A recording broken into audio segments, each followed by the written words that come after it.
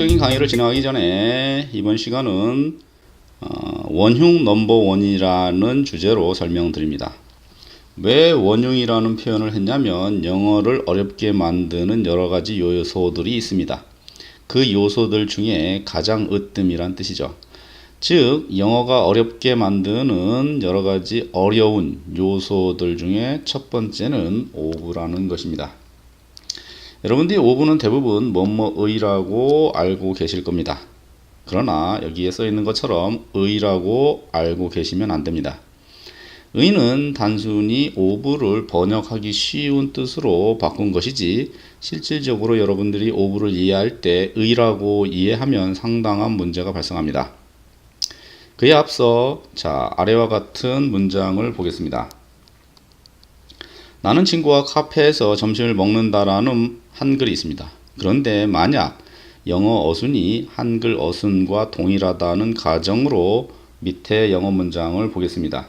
나는 친구와 카페에서 점심을 먹는다. 즉 한글과 영어가 어순이 동일하면 우리는 아무도 영어를 어려워하지 않을 겁니다. 그냥 그 단어를 그 위치에다 넣기만 하면 되는 거죠. 단어가 어렵거나 문법이 어려운 것이 아니고요. 어순 문제가 발생하기 때문에 영어가 어려운 것입니다. 즉 한글과 영어는 어순이 다르죠. 그 어순을 극복하지 않으면 영어가 쉬워질 수가 없는 것입니다. 그런데 of를 의라는 뜻으로 번역의 뜻으로 알고 계시면 100% 어순 문제가 발생합니다. 그것도 아주 심각한 어순 문제가 발생합니다. 예를 들어서 아래와 같은 문장이 있다고 하죠. 나는 부셨고 부신 것이 손잡이죠. 이 손잡이를 of로 연결해 나가고 있습니다.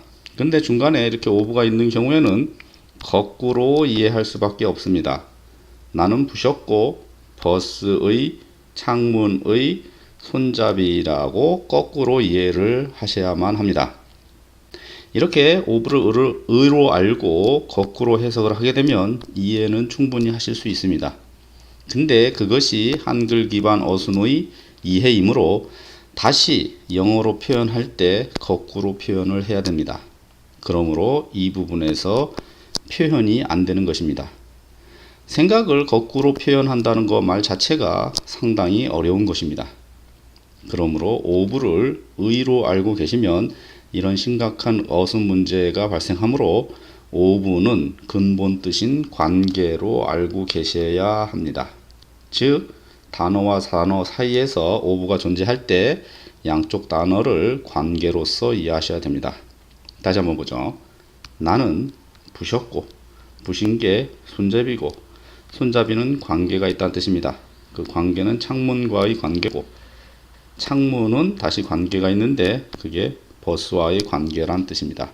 이것처럼 근본적인 뜻으로 이해를 하게 되면 자연스럽게 문장이 이해가 되고 또 표현할 때도 매우 자연스러워집니다.